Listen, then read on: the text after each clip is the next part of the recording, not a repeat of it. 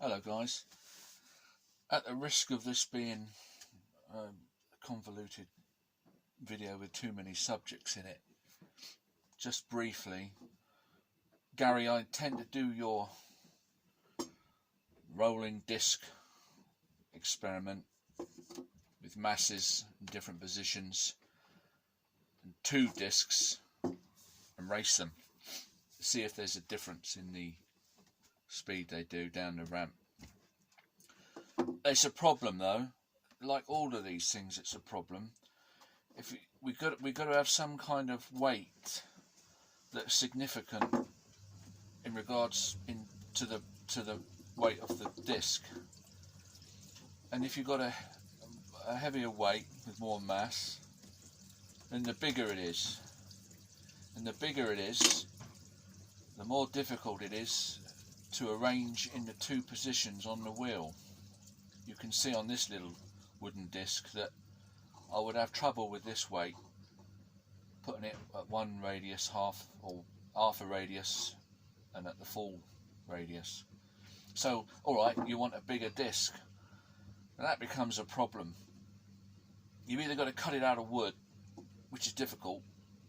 You want something about 1 foot wide, really, to stick the heavier weights on.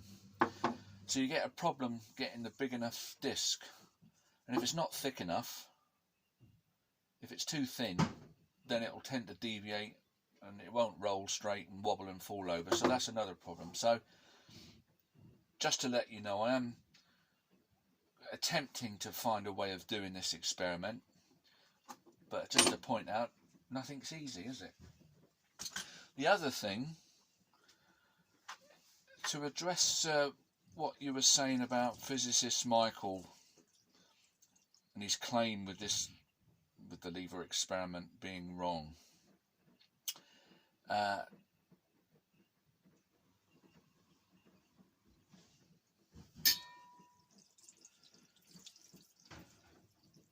This incoming weight pretty much stops, which of course is what you'd want to transfer most of the energy.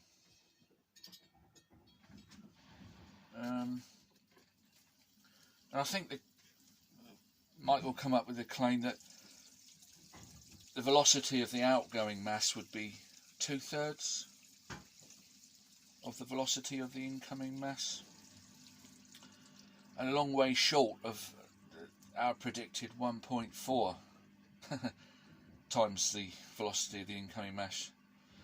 So where's that lost velocity gone? Well, when Michael was starting to talk about this experiment, I must admit I was a bit surprised myself when he was making a big thing about the incoming mass sticking to the lever. I thought, who cares about it sticking? I thought, I don't care whether it sticks or not. But of course, this, as you say, Gary, this is, physics takes a bit of thinking about. You know, you're very good at that. And of course, it's not always straightforward. The business about sticking to the lever, I think, is very important now. And I think that is where this prediction of only 2/3 the speed is coming from. Because when I do this, it's not sticking to the lever, but we're getting a good energy transfer. Now, if it came in and did stick to the lever, we had the velocity of the incoming mass, and we've got the velocity of the outgoing mass. But if the incoming mass is stuck to the lever, we've got to account for the kinetic energy still in this system, the kinetic energy of the rotation of this lever with the mass. And I suppose if we're only getting 2/3, a predicted 2/3 out of this, the other energy is tied up in this lever with the incoming mass still moving. if the incoming mass is going to stick at the collision and move, then the incoming mass is still moving. So we've got to account for that energy if it's still moving. When I do it here, it completely, well, it pretty much stops.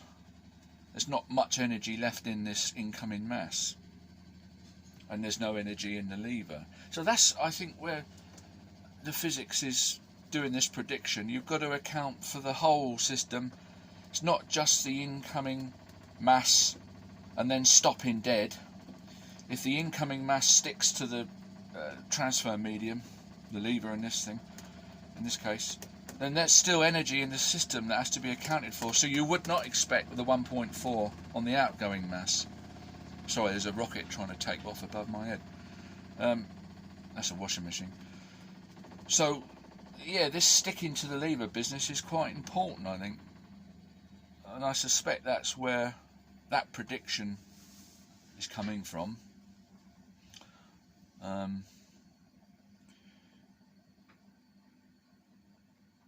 I don't remember in his video whether the cart's stuck to the lever or stopped, or what they did actually. I'd have to review that.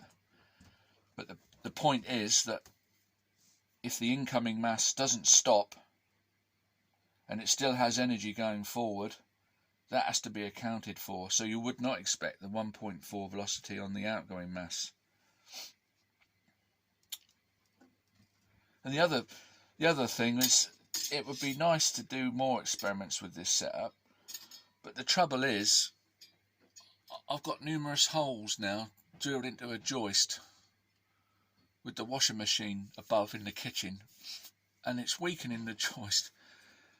And to alter the bring the weights in, I'd have to drill more holes and things like that. So it's put me off a little bit. No other reason, although I might be able to get around it by doing something, because you want these pendulums in a V formation, so you've not just got one string suspending it, you've got two.